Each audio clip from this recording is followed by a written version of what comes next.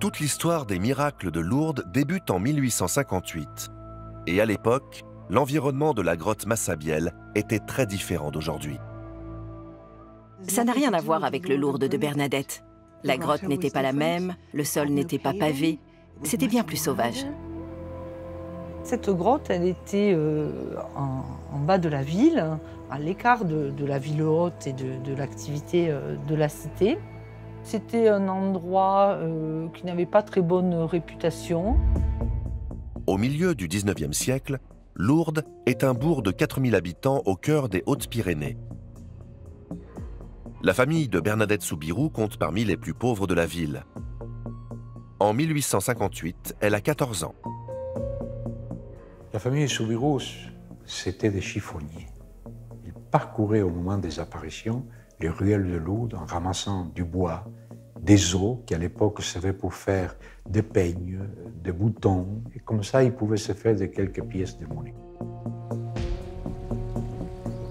Le 11 février 1858, Bernadette Soubirous est à la recherche de petits bois le long du Gave, la rivière qui longe Lourdes. Elle se déchausse pour traverser le cours d'eau devant la grotte Massabielle, quand soudain, un bruit étrange la fige dans son élan. Elle dira ceci: je commençais à me déchausser lorsque j'ai entendu comme un coup de vent. Je regardais autour de moi, mais les arbres ne bougeaient pas. Je levai la tête et je vis au creux du rocher une petite demoiselle enveloppée de lumière qui me regardait et souriait. Elle ne comprend pas bien qui c'est, ce qui se passe. En plus de ça, lors de la toute première apparition, la jeune fille ne dit rien. Elle fait un signe de croix, mais finalement pas grand-chose. En rentrant chez elle, Bernadette confie son secret uniquement à sa sœur. Mais celle-ci a tôt fait de le répéter et très vite, la rumeur circule en ville. Vous imaginez, dans une petite ville de province où la vie est paisible, tout à coup, une jeune fille dit qu'elle a vu quelque chose à la grotte. Donc très, très vite, ça va générer une certaine effervescence dans la cité. Et ce n'est que le début. Il y aurait eu pas moins de 18 apparitions qui s'étaleront sur 5 mois et bouleverseront à tout jamais le destin de Lourdes. Très vite, de plus en plus de monde suit Bernadette dans ses visites à la grotte. Mais eux ne voient rien. L'assistance ne voit pas la Vierge. Tout ce qu'il voit, ce sont les réactions de Bernadette, son corps, les expressions de son visage, et tout le débat autour de la véracité des apparitions se concentre sur elle. Il y a ces sortes d'épreuves. Elle tient une bougie et passe la main sur la flamme et ne se brûle pas. Tout ça, ce sont les indices d'un événement surnaturel. Les extases de Bernadette fascinent la foule, car cette région des Pyrénées en particulier est habituée aux récits de miracles, et ce, depuis des générations.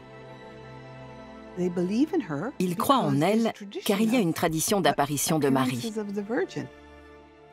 Dans la région, il y a au moins 40 sanctuaires dédiés à la Vierge. Pourtant, est-ce vraiment la Vierge dont il s'agit? L'identité de l'apparition reste bien mystérieuse, car Bernadette elle-même ne donne pas son nom. Bernadette sera toujours extrêmement prudente. Elle dit: j'ai vu une petite demoiselle, j'ai vu une dame. Dans le vocabulaire du pays, elle dit « acquéro ».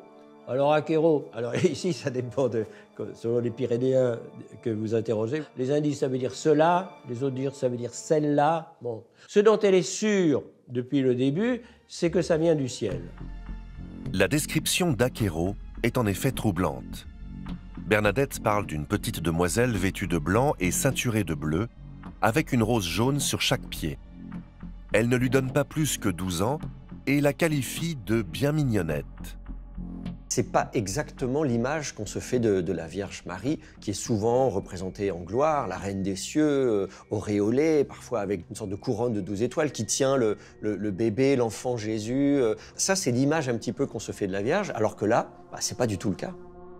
Loin de l'image traditionnelle de la Vierge, l'apparition de Bernadette semble en effet davantage sortir de légendes pyrénéennes peuplées de géants et de fées. Elle est vraiment troublée par sa toute petite taille. Elle persiste à l'appeler cette chose, parce qu'il y a à la fois un aspect magique et surnaturel.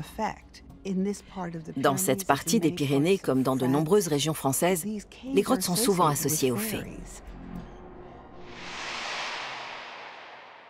Arrive bientôt le 25 février. Une date décisive qui sera à l'origine de la fameuse eau de Lourdes, depuis considérée miraculeuse. L'identité de l'apparition n'est toujours pas révélée, mais elle prononcerait cette phrase qui restera célèbre: « Allez boire à la fontaine et vous y lavez ». Or, il n'y a pas d'eau dans la grotte. Bernadette s'approche du fond de la grotte, le sol est humide et elle va gratter le sol. Une eau boueuse, elle s'en mettra d'ailleurs sur le visage et les personnes présentes se diront « mais qu'est-ce qu'elle nous fait là ? Elle est folle, cette jeune fille ». On ne sait pas pourquoi est-ce que la Vierge demande à Bernadette de boire. D'ailleurs, les autres lui disent, lui demandent, mais pourquoi ? Qu'est-ce qu'il faut faire ? Bernadette dit, moi j'en sais rien, elle m'a demandé de faire ça. Mais c'est vrai que la Vierge ne fait pas de lien immédiat entre le fait de boire de cette eau et d'être guéri miraculeusement. Si certains sont déçus, d'autres vont commencer à imiter les gestes de Bernadette. Seulement 4 jours après, dans la nuit du 1er mars 1858, une paysanne d'un village voisin, paralysée depuis 2 ans à la main, se rend à la grotte. Son nom, Catherine Latapie. Comme tout le monde, elle a entendu parler de ce qui se passait. Elle se dit, bah tiens, qui dit source d'eau miraculeuse, dit guérison possible, donc j'y vais. Et là, quand elle plonge ses mains dans l'eau, ses doigts sont guéris, elle peut remercier la Vierge, montrer à tout le monde. Et ça va être finalement le premier miracle qui va être authentifié et qui est encore reconnu aujourd'hui. Très vite, les rumeurs de guérison se multiplient. Certains se révèlent être rapidement des supercheries, mais d'autres sidèrent les médecins déjà présents sur place. À la grotte, la foule est toujours plus nombreuse. Le 3 mars, 3500 personnes accompagnent déjà Bernadette. Le lendemain, ils seront 7000, soit presque 2 fois plus que la population de Lourdes à l'époque. Ce qui est nouveau à Lourdes, c'est le fait que cet événement est abondamment couvert par la presse, par les médias. Des photographes viennent, on est à l'époque moderne en fait. Donc tout ça contribue au fait que l'épisode de Lourdes va marquer les esprits et va susciter un intérêt très vite en fait. Celle qu'on appelle désormais l'affaire Lourdes prend une ampleur internationale. Et avec la médiatisation, la polémique échauffe les esprits. Face à la foule, le préfet prend peur et envoie la police pour interdire l'accès à la grotte. En vain, de plus en plus de curieux continuent d'affluer. Les autorités ont peur des débordements. Ils pensent que ça va amener une sorte de frénésie religieuse difficile à contrôler. Et ils n'ont pas tort. Il y a toutes sortes de gens après Bernadette qui viennent raconter qu'eux aussi ont vu la Vierge. Plein d'enfants qui disent avoir vu la Vierge dans les arbres, ici, là, partout. Face à cette véritable épidémie de fausses visionnaires, on ne sait plus qui croire. De son côté, le clergé reste très discret. Mais un événement décisif va venir tout changer.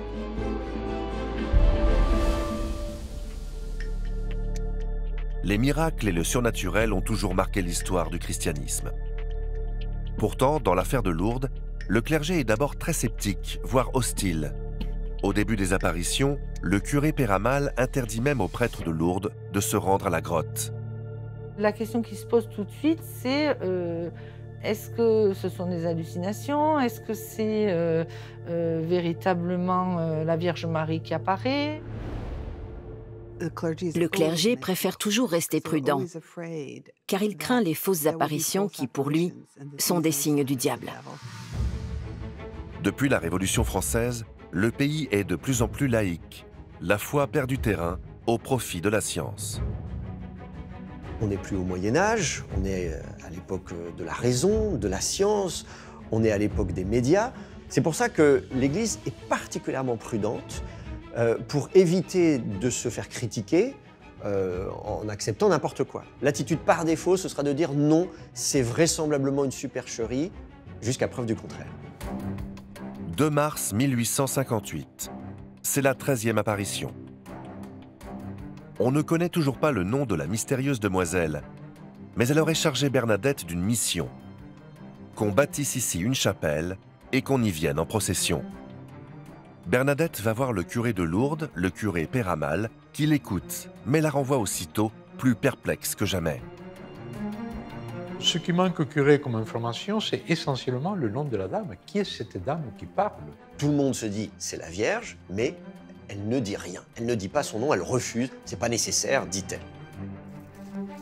Tout va changer le 25 mars. Bernadette rentre de la grotte en courant, chargée d'une information capitale. L'apparition aurait enfin dévoilé son identité.